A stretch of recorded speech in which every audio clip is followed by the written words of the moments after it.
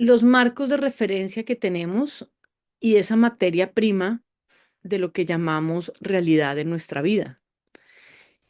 Y es fascinante porque si nosotros nos vamos a una perspectiva, digamos, más universal que personal de nuestra vida, de nuestra existencia humana,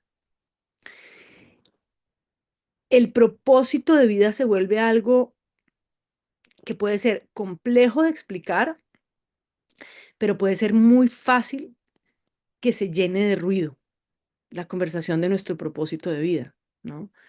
Es muy fácil que, que de alguna otra manera, es que iba a decir que se pierda el rumbo, pero es que perder el rumbo implica que hay algo correcto. Entonces, lo que no sea lo correcto quiere decir que me salí del rumbo. Y esta para mí es una de las conversaciones, digamos, de mayor responsabilidad personal en el sentido de que no hay forma que alguien te pueda decir qué es lo que es y qué es lo que no es. Como todo en la vida, las cosas más impactantes, más universales, más poderosas, no están basadas como tal en hechos, investigaciones tangibles y demás. Cuando hablamos de Dios, universo, ser supremo, energía creadora, no va a haber una forma de responder esto que nos deje a todos claros en que esto es así.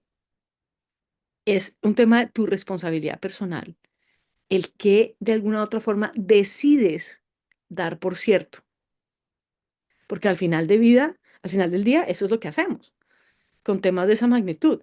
De una u otra manera, empezamos a ver el efecto de nuestros marcos de referencia en temas, por ejemplo, como Dios. Y cuando te das cuenta, hay unos temas que son muy innatos, especialmente para aquellos que fuimos criados, entrenados, condicionados en un ambiente de bastante influencia religiosa.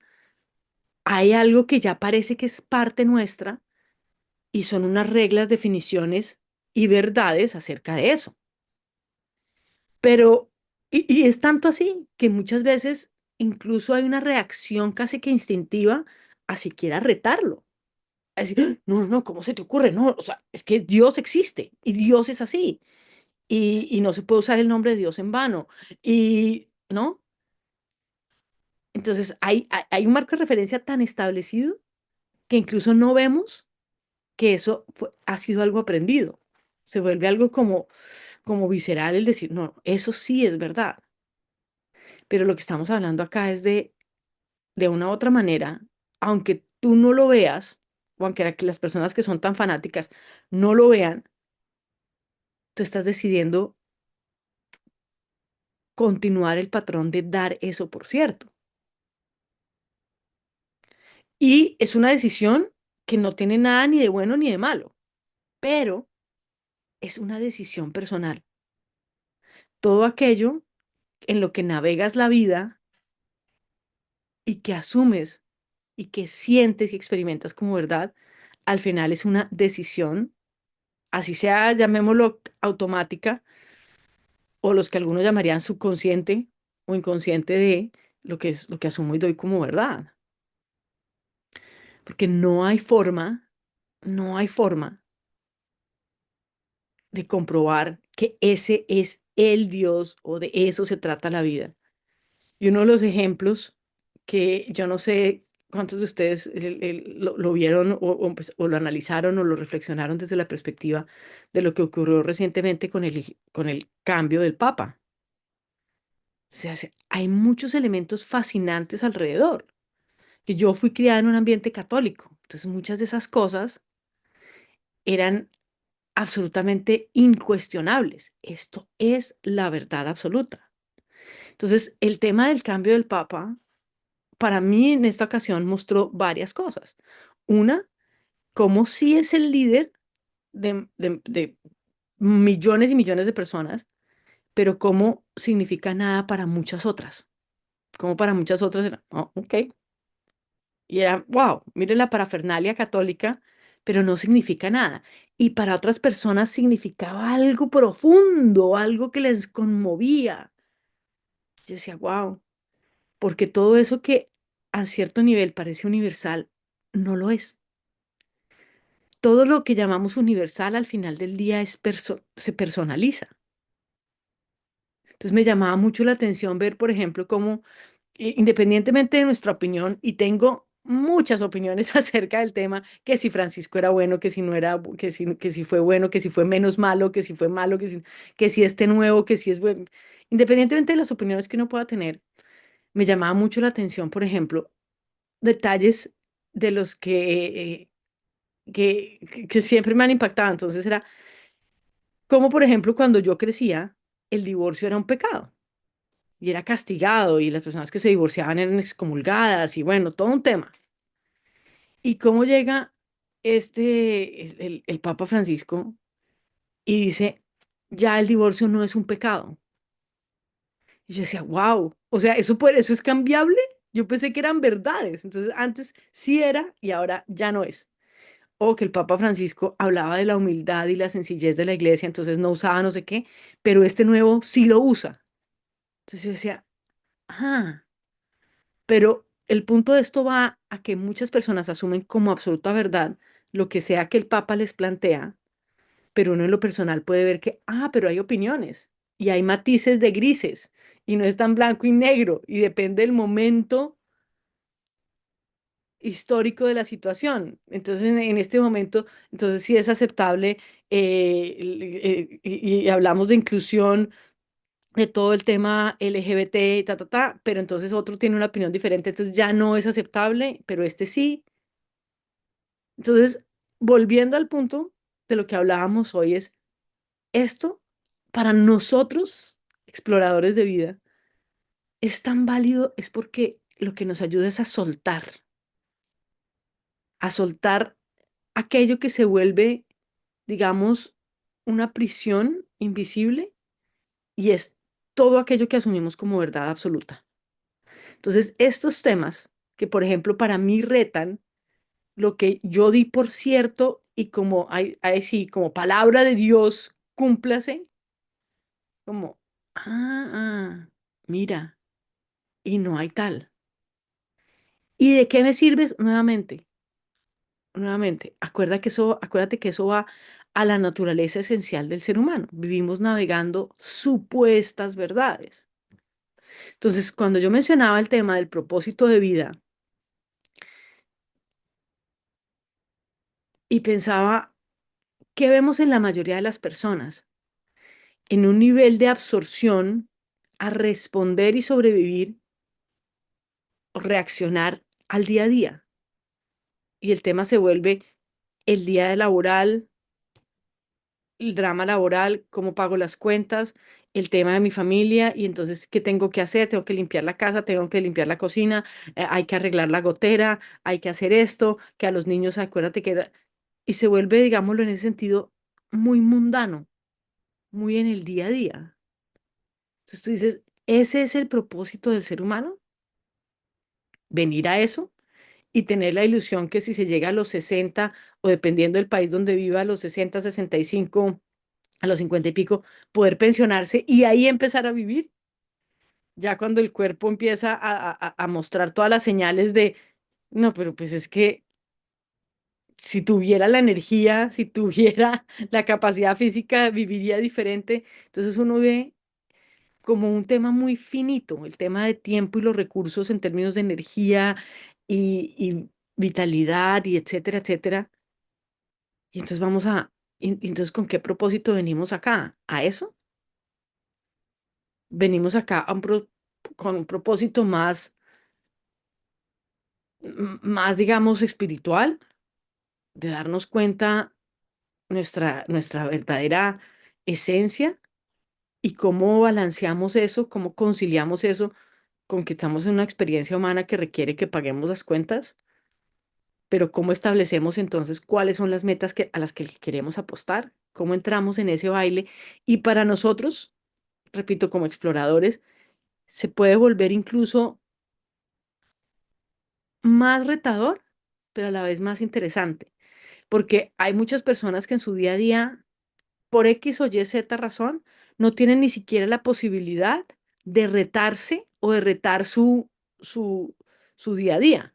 Es decir, esto es, ¿qué más le buscan? Y hay personas que ustedes se van a encontrar ¿qué más le buscan al tema? Esto es, la vida es esto, atender a los hijos, atender esto, después llega y están bien con ello. Para nosotros es un poco más retante porque ya cada uno de nosotros tiene un marco de referencia un poco diferente. Hay una opción que dice, espérame, ven cómo concilio, ahí sí, lo divino y lo humano.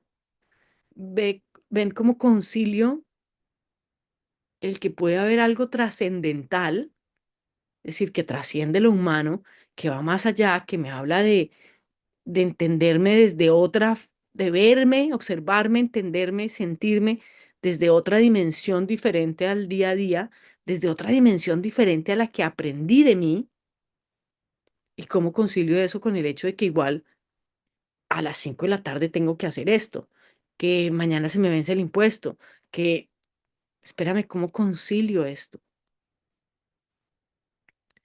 ¿Y qué tanto te das la oportunidad de reflexionar acerca de ello? ¿No?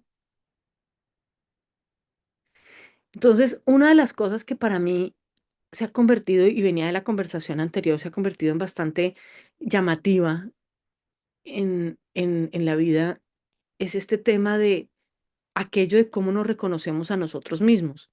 Y cuando lo hacemos, ¿qué es lo que reconocemos?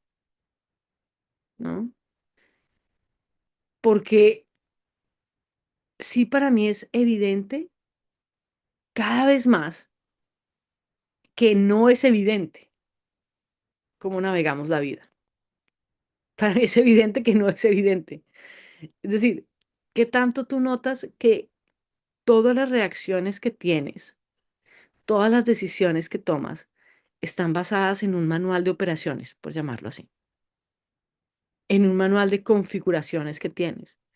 Y ese manual de configuraciones que tienes son, está construido en su materia prima, son verdades. Y esas verdades, en muchos sentidos,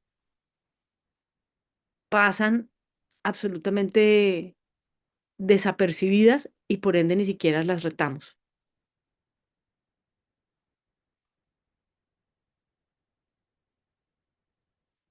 Entonces, es bastante interesante cuando hay algo que ocurre en nuestra vida y genera, digamos, una turbulencia. Porque precisamente, y no sé, ustedes, cada uno de ustedes, cuándo fue la última vez que viajó en un avión o qué tan largo han viajado, pero llega un punto, yo para llegar o salir de Australia son mínimo 14 horas en algún punto en un vuelo.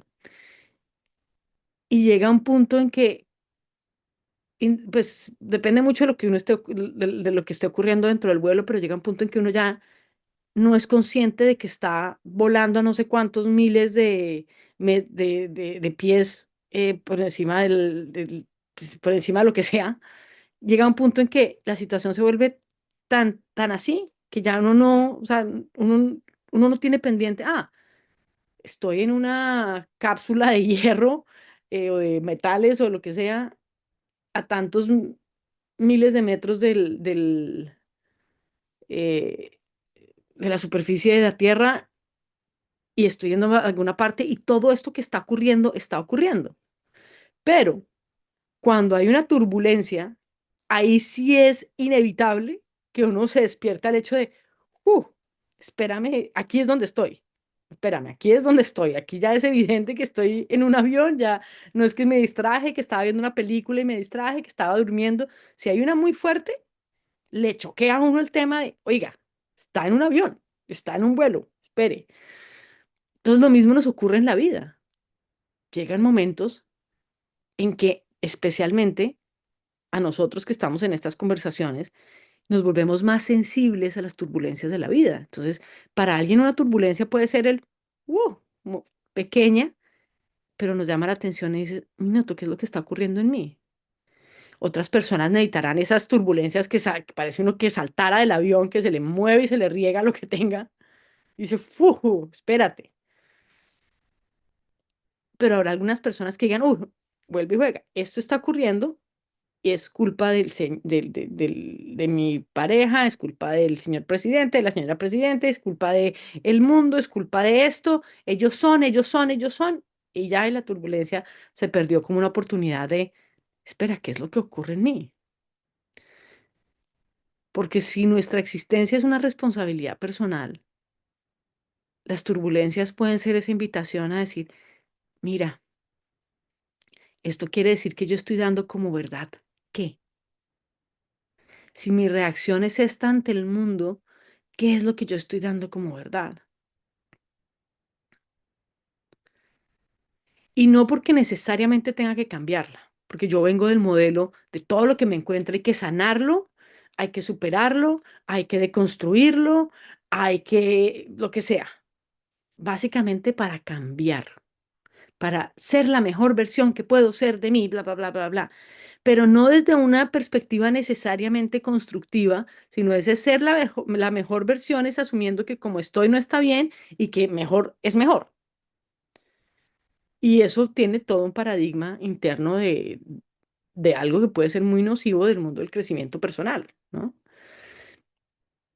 Entonces, pero sí como una invitación, no a, como digo, no a cambiar, arreglar, curar algo, sino porque sí veo cada vez más que es fascinante y se vuelve una invitación que yo creo que si tú estás acá es porque esa invitación resuena en ti, a ese descubrir algo más que está ahí, como invitándonos a, óyeme, pero tu dimensión de la vida también es esto. Tu dimensión de vida también tiene esto disponible. Una de las cosas que me llaman mucho la atención es que yo he tenido varios cambios en los últimos par de años. Em, Entre el fallecimiento de mi mamá, entre que heredé a mi papá, entonces me lo traje a vivir con nosotros, entre, entre que tuve que tener una histerectomía de emergencia, entonces ya no tengo útero, entre que llegué a esa edad, especialmente en las mujeres, en la edad media, donde ay, las hormonas sí o sí hacen que uno cambie y tenga cambios físicos y note su edad cada vez más. Y con toda esa conjugación y el hecho de que estoy más cercana a los 50 de lo que estaba a los 40, a veces me llama la atención cómo eso se volvió una turbulencia en mi vida y me empezó a mostrar el tema de, creo que les compartía en otra ocasión, el tema de, wow, ya no tengo 20.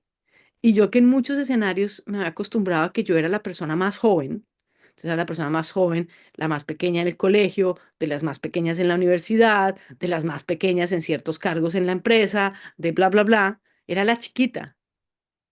Y de un momento a otro notarme, ahora yo soy la mayor de este grupo y ya se supone que soy adulta y ya, y ese cambio en mí, dije, wow, estoy sintiendo realmente con furor la adultez y más porque ahora sí noto esa nueva ola de la nueva generación en cargos y puestos en que digo, wow, esto me está haciendo, entre comillas, sentir vieja. Cuando ya veo las personas tan jóvenes y digo, realmente ahora sí entiendo lo que sentía la gente cuando decía, ay, pero la nueva generación, ahora sí aterrizó en mí ese concepto de la nueva generación, porque antes la nueva generación, los chiquitos y los adolescentes, ya uno decía, "Ya, sí, la nueva generación, no, la nueva generación ahora son los profesionales 20 30 cercanos a los 40 esos ya son nueva generación comparados conmigo. Y entonces sí, fue un sacudón para mí y el punto relevante a esto viene que sí empecé a notar lo finita de nuestra existencia en ese sentido y lo fácil que es que se le vaya a uno la vida en reacción a las cosas y hace que me cuestione más el tema de el propósito, pero ya no el propósito de vida como, sí, mi propósito es ayudar a los demás, no, como algo incluso que trasciende eso en más mi modo de existencia que una tarea específica para hacer acá. Y entonces en esas veía yo en las redes sociales, veía un video, ya no me acuerdo ni en dónde, que hablaba Me imagino que fue hecho hace un tiempo donde la media era que la gente vivía hasta los 75. Ya cada vez más la media se está subiendo a que vivamos más años. Entonces esa persona decía, te das cuenta que vas a tener solo 75 veranos, 75 inviernos, 75 navidades, 75 años nuevos, 75. Y yo decía, cuando lo miramos de esa manera, claro, hay varias opciones. Una, la ansiedad tan, "Ah, he desperdiciado mi vida, ¿qué he hecho conmigo? Solamente me quedan". Pero la otra, en que sí hay un tema en el cuando a ti te dicen, mira, esta es una cantidad de algo y es una cantidad finita, es decir, no se renueva ilimitadamente. Y tú dices, óyeme, espérame, déjame que cada una cuente, que cada una valga, que espera. Y decía yo, claro, cuando escuchamos eso, vuelve la pregunta de cómo balanceamos el tema de tener una vida en lo práctico y lo logístico, pero que también nos ayude a que cada día efectivamente cuente, en que cada día no sea solamente un aspecto de la vida, sino tenga esa totalidad de lo que está en oferta para nosotros como seres humanos. Y para mí, cómo se relaciona ese tema con lo que hablamos, es que la prisión que nos detiene a ver cada vez más o a experimentar cada vez más son esa materia prima de verdades.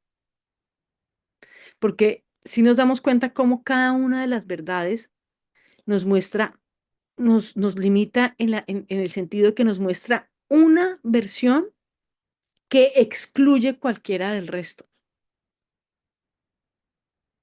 ¿Mm? Y esto lo notamos, por ejemplo, en casos dramáticos, que era lo que estábamos conversando en WhatsApp.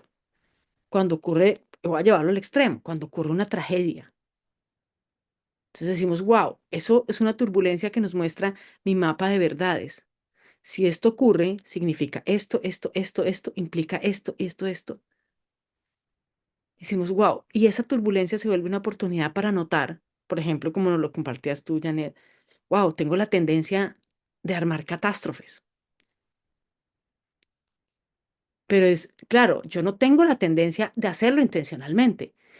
Tengo un mapa de verdades que pareciera que mi sistema va a ese mapa, va a ese manual y dice, esto ocurrió, significa todo esto. ¡Prum! Obviamente, si esto significa todo esto, mi reacción tiene que ser esta. Y eso ocurre en milisegundos. Y yo tengo la misma. La mía empieza a buscar esto y además lo catastrofiza a futuro.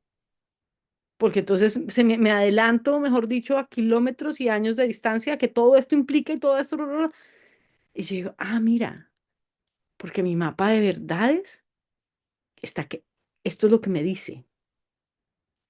Pero el hecho de que nada más el que podamos decir, uy, mira, mi mapa de verdades dice todo esto o está diciendo esto, ya es, primero, que no es el hecho irrefutable del universo, porque es mi mapa, mi manual de mis verdades, entre comillas, donde ya entendemos cada vez más que las verdades son absolutamente subjetivas.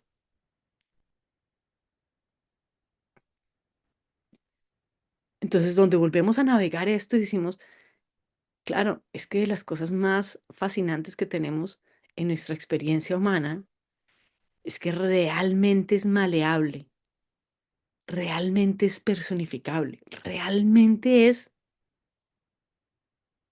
personal. Y me da lo mismo. O sea, es tan verdad el, aquel mapa que me hace sufrir, que me hace preocuparme, que me hace todo esto, como el mapa que me da una sensación de liberación.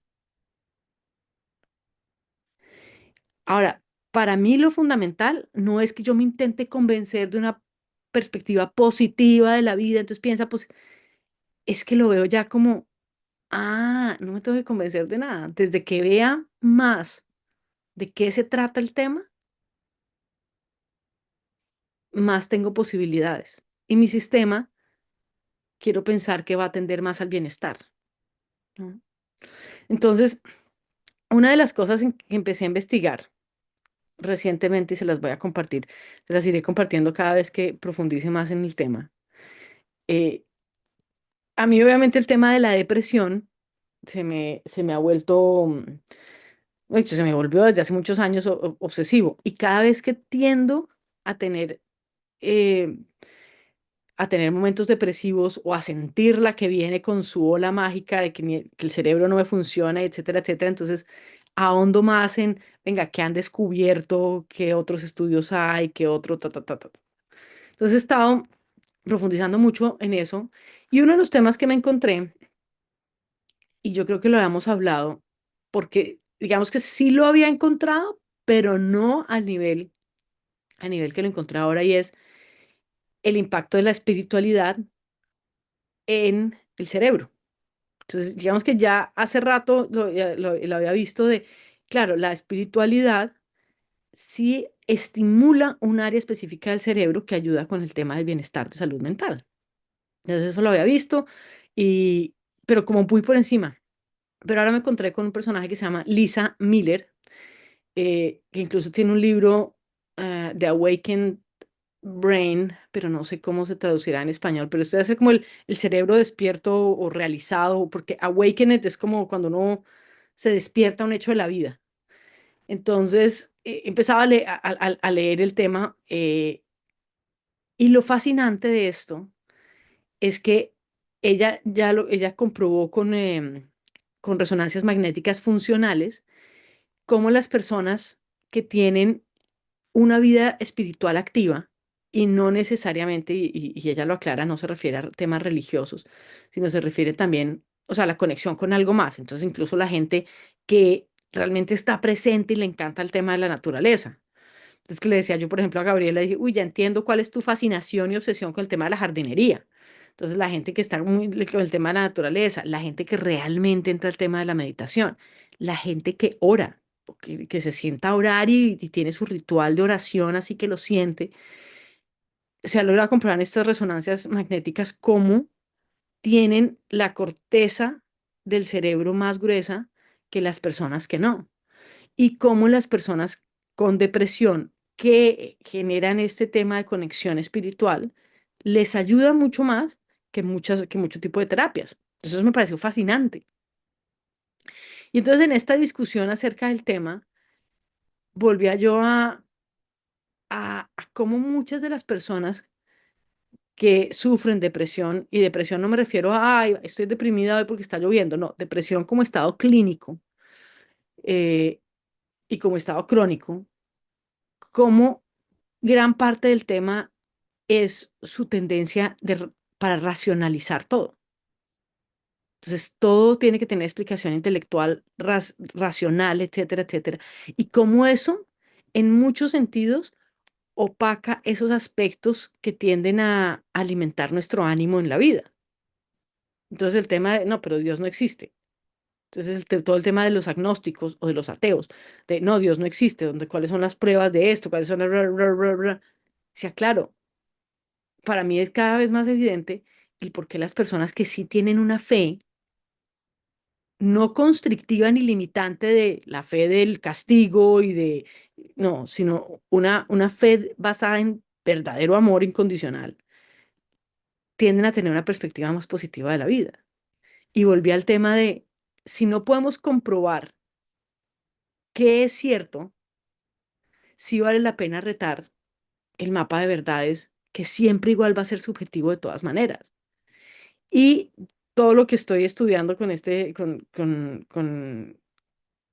doctora Miller, volví al tema de, claro, vuelve a caer en lo de, es tu responsabilidad personal, en la medida que sí podemos decidir al despertarnos a que navegamos en verdades, en supuestas verdades, sí puedes tomar el camino de decir, y quiero moldear mi vida hacia ese lado, y quiero moldear mi entendimiento a poder estar más abierta a esto, en lugar de estar encerrada acá.